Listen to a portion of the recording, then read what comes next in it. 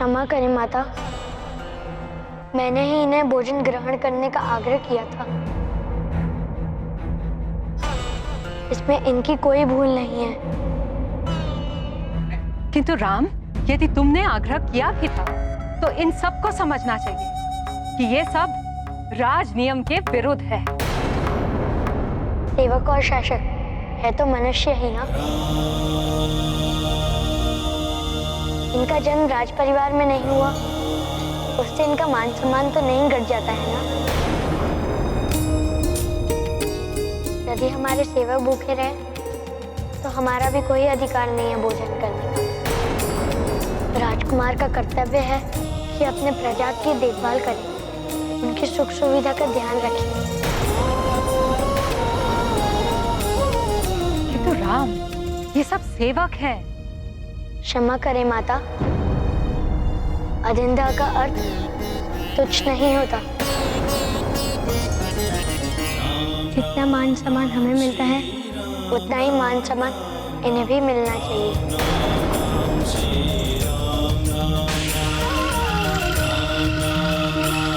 और किसी को मान सम्मान देने से हमारा मान सम्मान नहीं घट जाता है माता।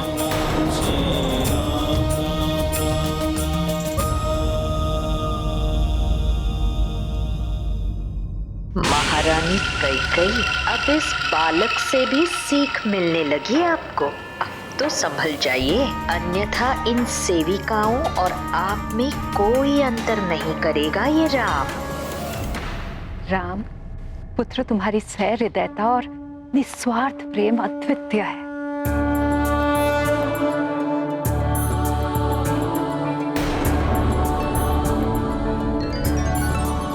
भयभीत मत हो, बैठ जाओ और प्रेम से भोजन ग्रहण करो।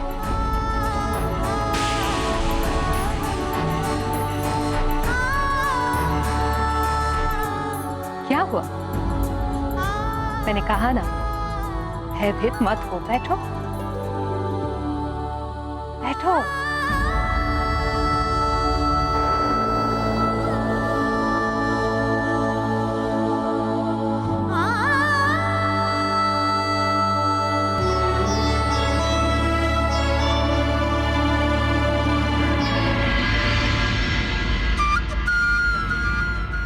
मैं लड्डू परोस देता हूँ।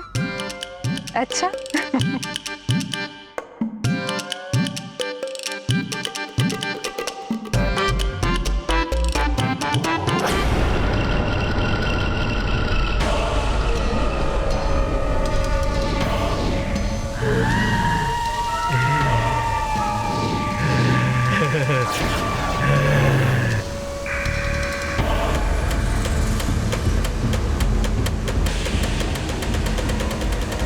ये क्या?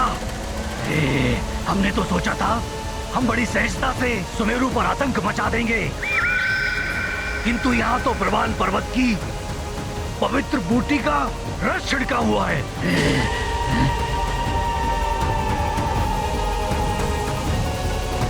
अब हम कैसे कैसे सुमेरु वासियों के देह में प्रवेश करेंगे? किंतु समय कम है हमारे पास, हमें शीघ्र ही कुछ करना होगा।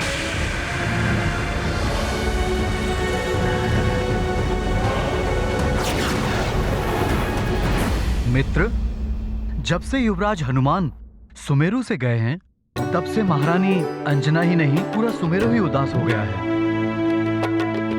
तुम सत्य बोल रहे हो, युवराज के मित्र भी उदास से रहते हैं, जैसे सारी क्रीड़ाएं ही भूल गए हो।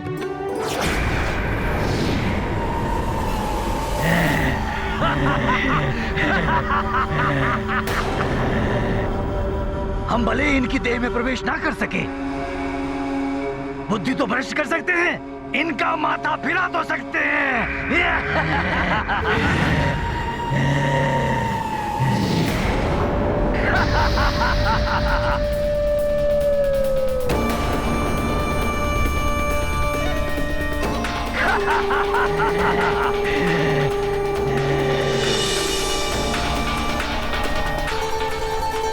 किंतु एक बात है, हनुमान के जाने से यहाँ पर शांति भी है, अन्यथा कभी राक्षसों का आक्रमण, कभी किसी नाग का आतंक।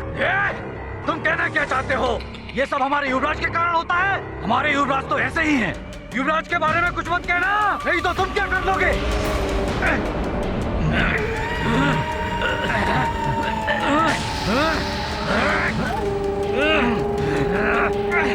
यही करना है हमें, यही करना है। इन समस्त सुमेरु वासियों के मन को दूषित करना है।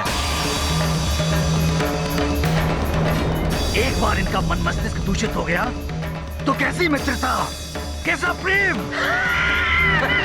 अराजकता हो जाएगी चारों ओर, अत्याचारी हो जाएंगे सब।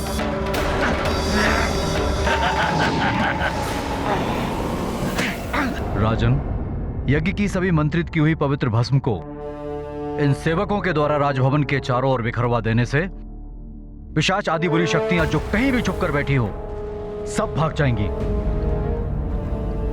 इस भस्म को पूरे नगर में छिड़कवा दीजिए। अवश्य गुरुदेव, ऐसा ही होगा। सुमन जी महाराज। आप और सेवक और रक्षकों को इस पवित्र भस्म वर्षा के कार्य में नियुक्त करा दीजिए।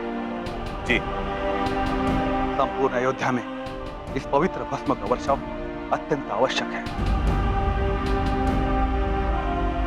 जितनी शीघ्र हमें उन पिशाचों से मुक्ति मिलेगी उतना हम सबके लिए अच्छा होगा।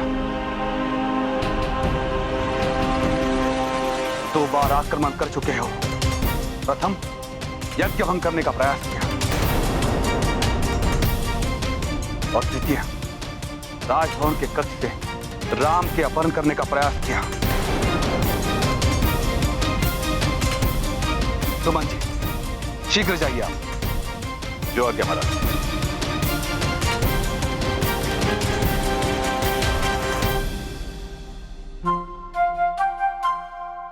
मैं भी इस कार्य में सहायता करूंगा।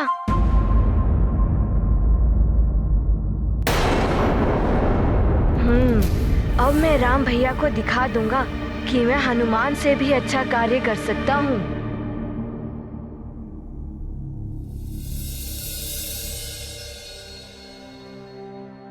प्रणाम पिताश्री।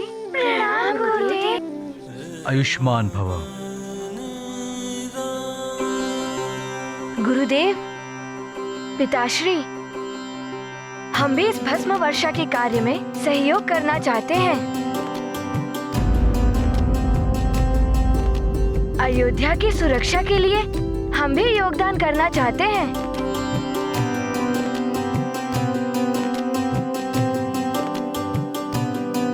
पुत्र लक्ष्मण, मुझे अत्यंत प्रसन्नता है कि तुमने स्वयं इस कार्य में भाग लेने की इच्छा प्रकट की है।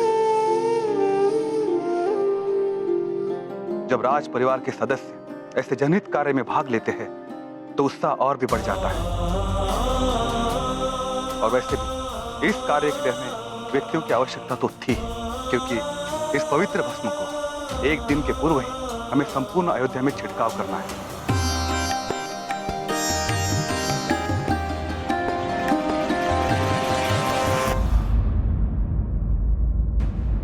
पिशाचों से मेरे प्रभु और अयोध्या की सुरक्षा के लिए ये कार्य शीघ्र ही पूर्ण करना है। क्षमा करें गुरुदेव। महाराज, आप मुझे आज्ञा दें। मैं ये कार्य शीघ्र से शीघ्र पूर्ण कर सकता हूँ। मैं उड़कर ये पवित्र भस्म छिड़क सकता हूँ और उड़कर भस्म छिड़कने से कम समय में ये कार्य पूर्ण हो जाएगा और इन सबको श्रम करने की आवश्यकता भी नहीं होगी। हनुमान, यदि तुम ऐसा करते हो तो इससे हम सबकी सहायता हो जाएगी।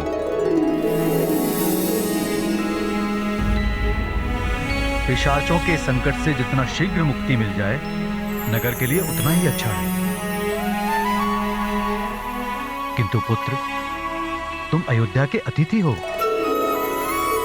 और अतिथि से कार्य करवाना अनुचित होगा। किंतु गुरुदेव, अतिथि पराये नहीं होते, वो भी स्वजन्य ही होते हैं। यदि कोई अपना स्वजन्य संकट में पड़ जाए और हम किसी की सहायता ना करें, वो तो स्वार्थी ही हुआ ना गुरुदेव।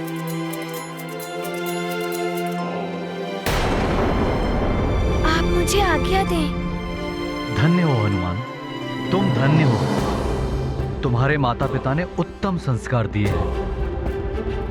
मेरी आज्ञा है, शीघ्र ही ये कार्य पूर्ण करो। इस भस्म के छिड़काव से पिशाच आदि जहां कहीं भी छुपे बैठे होंगे, उन्हें भागना ही पड़ेगा। हनुमान, तुम धन्यवाद के पात्र हो, किंतु पुत्र, तुम अकेले इस कार्य को कैसे कर पाओ? क्योंकि पवित्र भस्म की मात्रा बहुत अधिक है, तुम एक साथ इसे नहीं ले जा सकते हो। तुम अपने साथ इन सेवकों को भी ले जाओ जो आपकी सहायता करेंगे। आप उसकी चिंता ना करें महाराज, मैं कम से कम समय में ये कार्य भली भांति पूर्ण कर लूंगा। बस आप मुझे आज्ञा दें।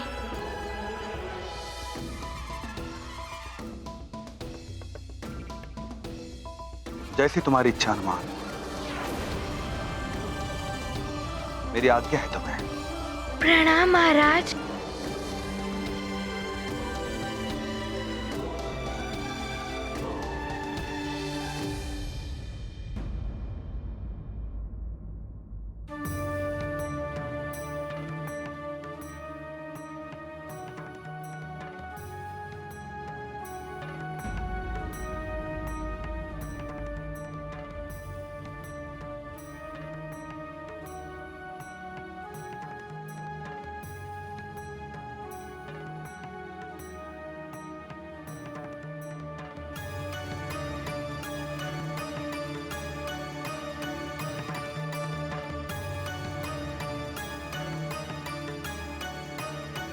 हमें ज्ञात नहीं था, हनुमान तो विशेष शक्ति से युक्त है।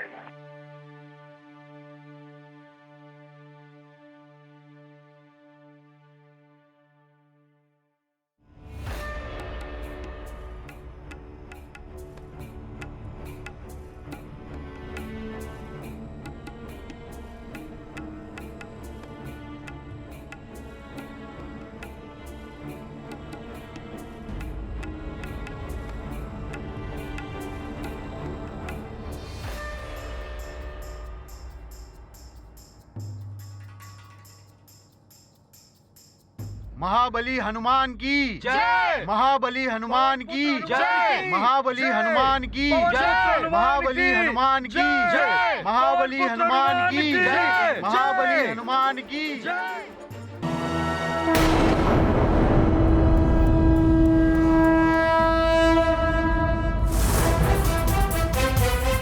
हनुमान का ये घमंड अच्छा नहीं है, सदैव दिखावा करने लगता है।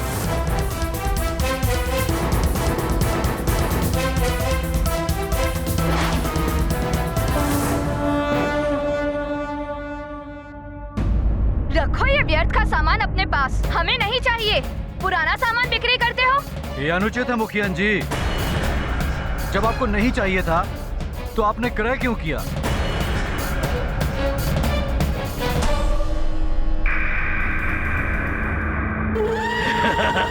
सबकी बुद्धि कर देंगे भ्रष्ट, हो जाएंगे सारे नाश।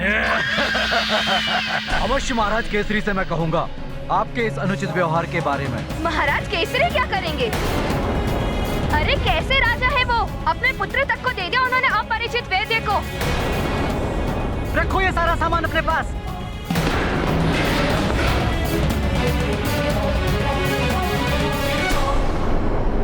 तूने मेरा सामान तोड़ा? हमसे भिड़ोगे? तुम्हारा ये साहस? लड़ो! तुम्हारा ये साहस है? लड़ो! लड़ो सुमेरु वासियों, लड़ो! मरो!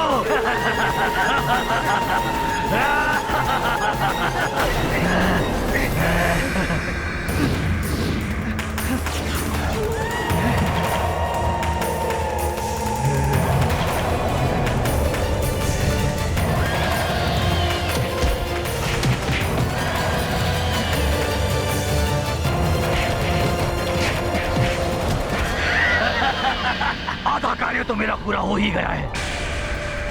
अब लक्ष्य सुमेरु का राजभवन। बस सुमेरु का राजभवन और उसकी अंजनी माँ, और ये सूचना पाते ही हनुमान एक क्षण भी नहीं रुकेगा अयोध्या में।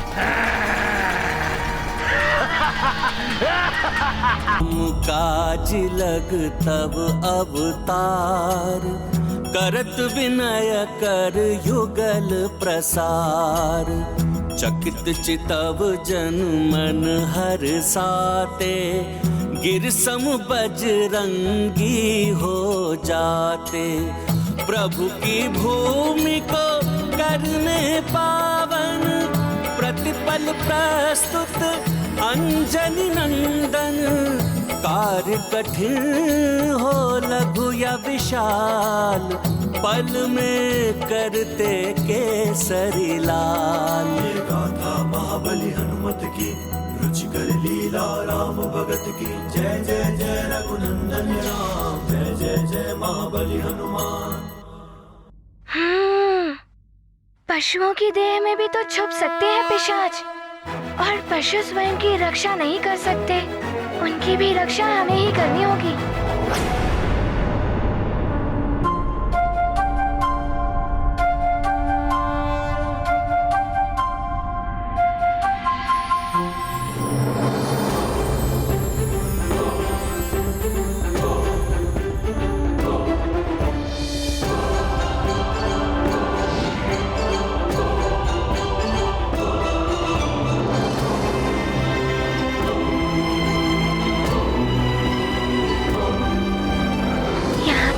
तो सुना था पिशाचों का गृह स्थान है ये। यहाँ से तो अवश्य निकलेंगे पिशाच।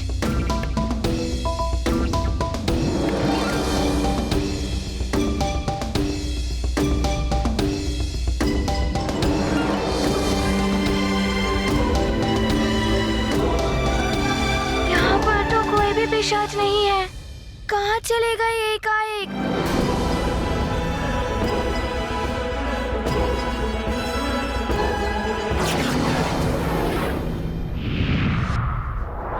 हनुमान भैया आते ही होंगे अपना कार्य पूर्ण करके।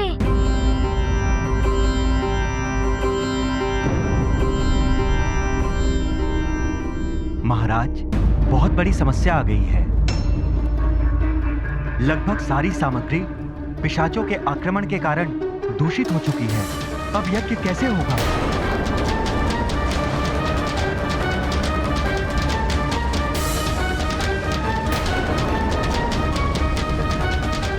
प्रणाम महाराज। ये अच्छा नहीं हुआ राजा। राजभवन और अयोध्या के लोगों की सुरक्षा का उपाय तो हमने कर दिया, किंतु सामग्री न होने से यज्ञ संपन्न कैसे होगा? पिशाचों का प्रभाव अयोध्या के आसपास बढ़ता ही जा रहा है।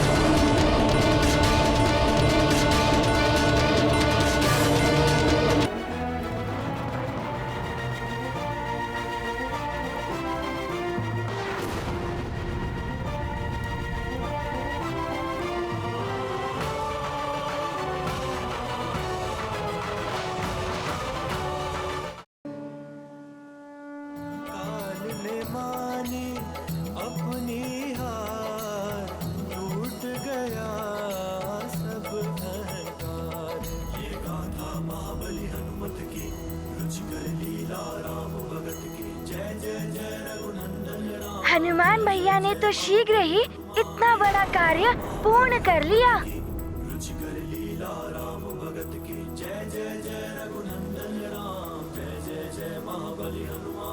प्रणाम गुरुदेव। कल्याण हो। प्रणाम महाराज। महाराज, मैंने संपूर्ण नगर में ये पवित्र भस्म छिड़क दिया है, किंतु मुझे वहाँ कोई पिशाच नहीं दिखे।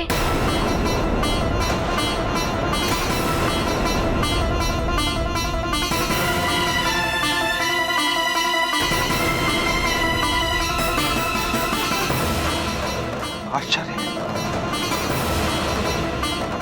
अकस्मात सारे पिशाच कहाँ चले गए?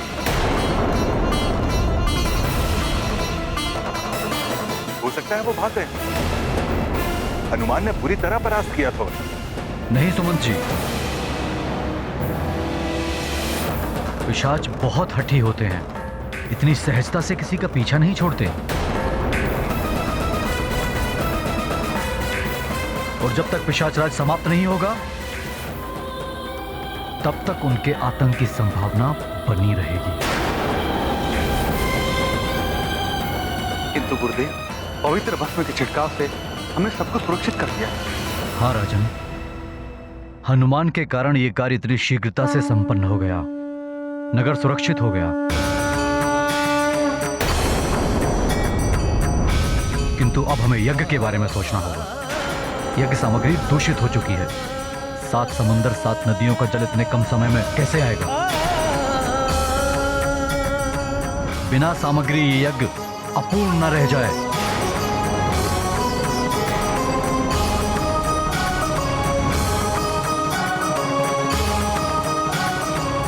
न जाने क्या होने वाला है। इस संकट से अब ईश्वर ही बचा सकते हैं।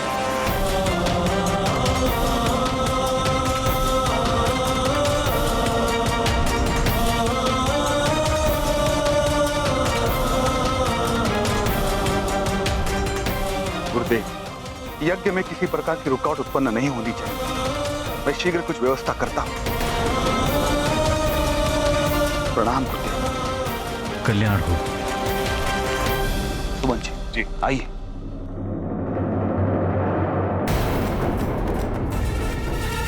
यदि ये यज्ञ अपूर्ण रह गया तो बड़ा अनर्थ हो जाएगा।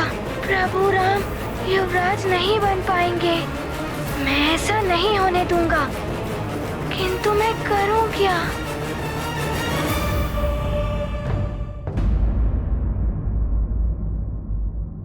क्षमा करें माता, मैंने ही इन्हें भोजन ग्रहण करने का आग्रह किया था।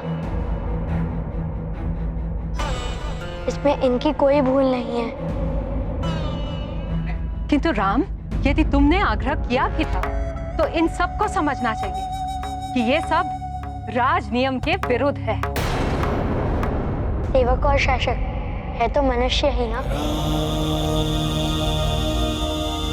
इनका जन्म राज परिवार में नहीं हुआ, उससे इनका मान सम्मान तो नहीं घट जाता है ना। यदि हमारे सेवक भूखे रहे तो हमारा भी कोई अधिकार नहीं है भोजन करने का। राजकुमार का कर्तव्य है कि अपने प्रजा की देखभाल करें, उनकी सुख सुविधा का ध्यान रखें।